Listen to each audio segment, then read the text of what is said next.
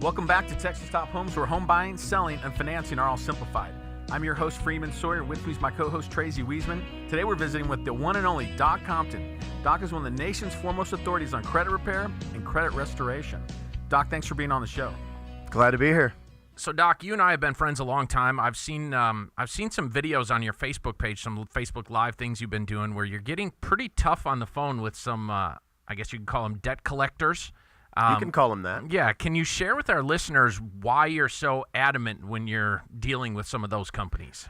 True story. I was doing a speaking event several years ago, and there was a group. It was all mortgage guys. And, believe it or not, there are a lot of mortgage guys who are pretty skeptical about what it is that, my company and companies like it do.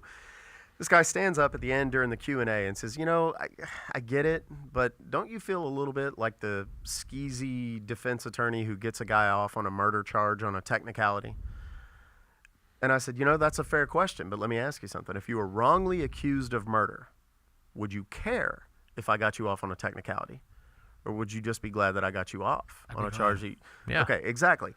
Here's my thought. The collections industry is billions of dollars. With a B. Mm-hmm. Huge. And they take advantage of people who simply don't know their rights, simply don't know that they can't be collected on in certain ways. For example, the statute of limitations for debt collection in the state of Texas is 4 years. That means that no matter what, if it's been 4 years from the date of the first delinquency with the original creditor, no one can sue you for that debt. Can't do it. Well, collection agencies will very often imply that a 6 or potentially 7 or even 8-year-old debt sometimes, you can be sued, and they're going to come after you. They're going to send the sheriff, the boogeyman, kukui, whoever out to your house, to collect that money. Right. And they're going to embarrass you and put you in handcuffs at your job and all. And it's illegal. And they believe it or not, they make billions of dollars doing just those types of things. And, the small percentages that I've taken out of the pockets of the collections industry, I don't feel bad about it at all compared to what they make by illegally collecting on the masses.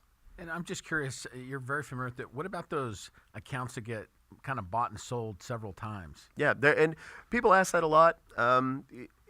There's a lot of nuances in that, but ultimately, let's say you have a credit card and you don't pay the credit card bill and they have to collect on it for 6 months. And then once that 6 month period has expired, they can sell it to a collection agency or they can assign it to a third party debt collector. The difference in the two, a collection agency is a debt buyer. They actually own the note. Okay. They've sold that as a tangible asset. So they can sell it for whatever they can get for it and make whatever they want. Sure. A third-party debt collector is someone who is essentially a commissioned collection agency.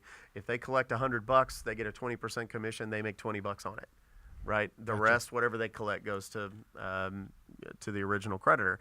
So, but the debt buyers in particular, they'll buy it. They'll try to collect on it for 6 months. If they don't have any success, they'll sell it to somebody else. Well, each time that happens, the original creditor may sell your $1,000 debt for 25 cents on the dollar.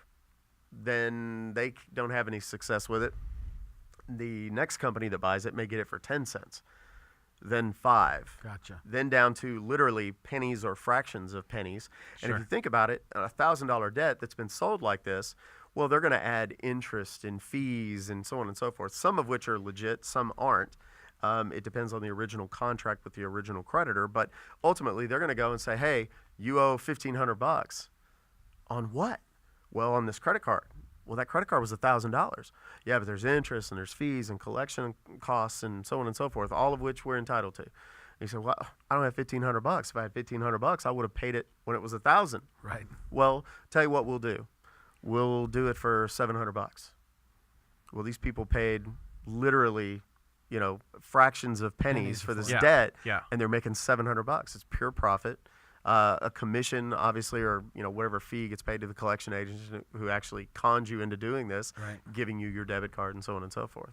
So they can buy it and sell it. There's no limit to it. One thing that I do think, there's a lot in my industry that I think needs to be altered or rectified. Mm-hmm. One of the things is, I think that if an original creditor charges off your account and then sells it to a collection agency, fine. Both of those companies are allowed to list, and I don't think that that's wildly inappropriate.